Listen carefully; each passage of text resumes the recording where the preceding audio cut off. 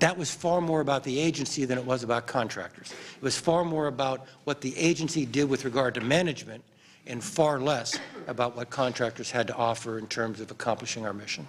Why don't I stop there? But General, you haven't answered my question, with all due respect, which Try is... again. Okay, yeah. Which is, CIA apparently uses outside contractors in some really high-risk covert operations. Isn't that a problem? Should that be? If you look at current OMB guidance, and this is about as far as I can go in our conversation, Joe, the definition of inherently government activity is, and you need to go look at this, is surprisingly narrow. And actual intelligence analysis, actual intelligence collection are permissible activities for contractors under current OMB guidance. Let me just leave it there. Okay. And look, without commenting on Mark's story or confirming or denying, what he talked about was planning, training, and surveillance. Okay. Which I think I can scoop up into intelligence, analysis, and collection. Okay. But if I can persist for 1 second, you said that you basically you're not aware, when you were CIA director, of the difference between the blue badgers, the outside contractors, and the green badgers, right?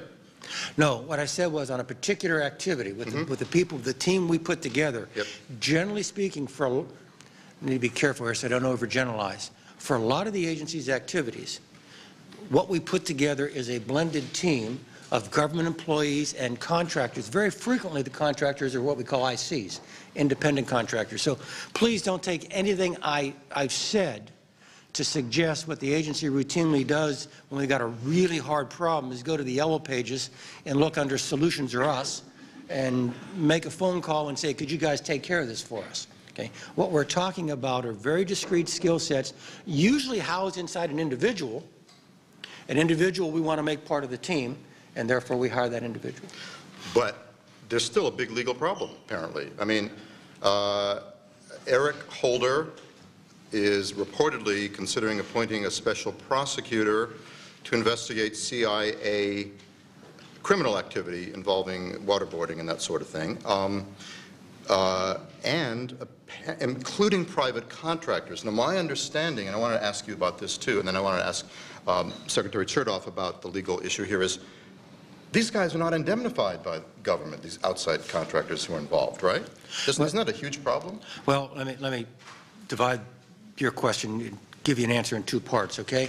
About the indemnity, Joe, I'd have to go consult a lawyer.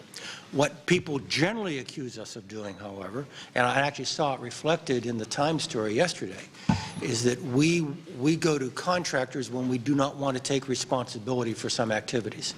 Okay? Let me just yell out loud and kick the podium and say that is absolutely not true. Agency officers, myself as director, for example, have the same moral and legal responsibilities for the actions of government employees or contractors operating under our guidance, operating under our authorities, operating under our direction.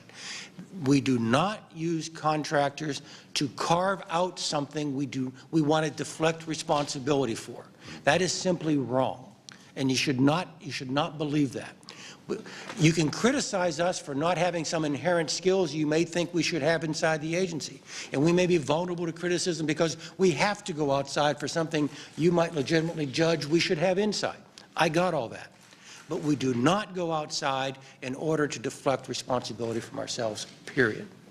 Well, Secretary Chertoff, directly linked to this, it is apparently there's a lot of fear among private contractors in Washington because the rules seem to, there is no law apparently protecting them from doing things that they did for the government. For example, interesting case, Boeing is facing a major lawsuit by the ACLU, alive today, because they leased a plane to the CIA for the rendition flights. There are a lot of contractors I've talked to who say, look, we do anything risky for the U.S. government in an intelligence function, we're not protected. What do you think about that? Well, you have to separate 2 issues out. One is is an individual contractor